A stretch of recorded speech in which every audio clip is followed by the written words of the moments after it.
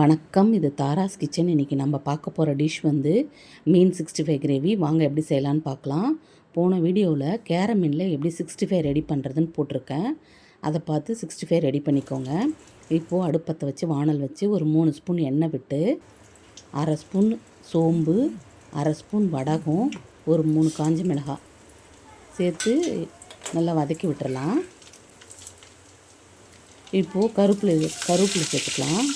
கருவேப்பிலை நல்லா பொரிஞ்சதும் இடித்து வச்சுருக்க 5-6 பல் பூண்டு, 2 பச்சை மிளகாய் சேர்த்து நல்லா வதக்கி விட்டுறலாம்.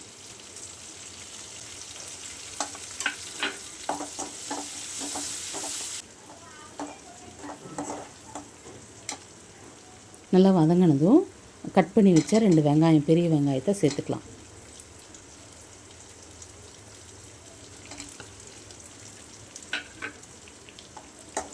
சேர்த்து நல்லா வதக்கி விட்டுறலாம். வெங்காயம் ஓரளவுக்கு வதங்கினதும் இந்த டிஷ்ஷுக்கு தேவையான அளவுக்கு உப்பு சேர்த்துக்கலாம்.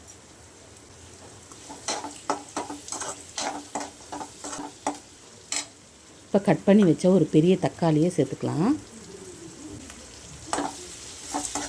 அதையும் நல்லா வதக்கி விட்டுறலாம். எல்லாம் நல்லா வதங்கினதும் அரை ஸ்பூன் மஞ்சப்பொடி, 1.5 ஸ்பூன் குழம்பு மிளகாய்த்தூள், 1 spoon mutton masala, 1 spoon chicken masala சேர்த்து நல்லா வதக்கி விட்டுறலாம். இப்போ மசாலா பச்சை வாசனை போகிறதுக்காக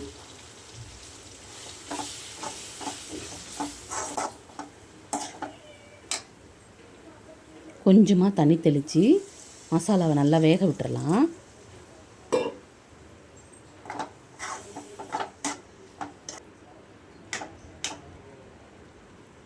இப்போ மசாலா நல்லா வதங்கினதும் ரெடி பண்ணி வச்சுருக்க 65 கிரேவியில் சேர்த்துக்கலாம்.